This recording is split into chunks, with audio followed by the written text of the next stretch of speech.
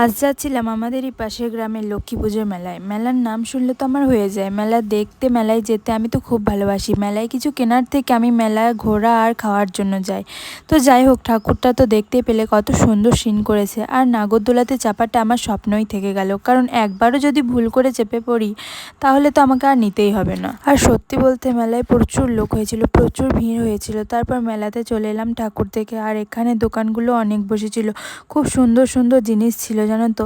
খুব সুন্দর লাগছিল দেখতে, অনেক দোকান ছিল, কিন্তু সব ক্লিপ তো আর নেওয়া হয়নি, না হলে ভিডিওটা অনেক লং হয়ে যেত। তো তারপর আমি মেলাতে কিছু না নিয়ে চলে এসেছি, আর এখানে খেয়ে নিলাম মোমো। মোমোটা কিন্তু দারুণ করেছিল। আর বাড়ির জন্য জিলিপি নিলাম। মেলায় গিয়ে যদি জিলিপি না খাই তাহলে কি আর মেলা দেখা হলো? যদিও আমি জিলিপি খাই না। তো তারপর খেয়ে নিলাম ফুচকা, অ্যান্ড দেন 3টে মোগলাই নিয়ে বাড়ি চলে এলাম। আর হ্যাঁ, তোমাদের তো বলাই হয়নি, আমরা মোট 4 জন গেছিলাম মেলা দেখতে। তো চলো, টাটা।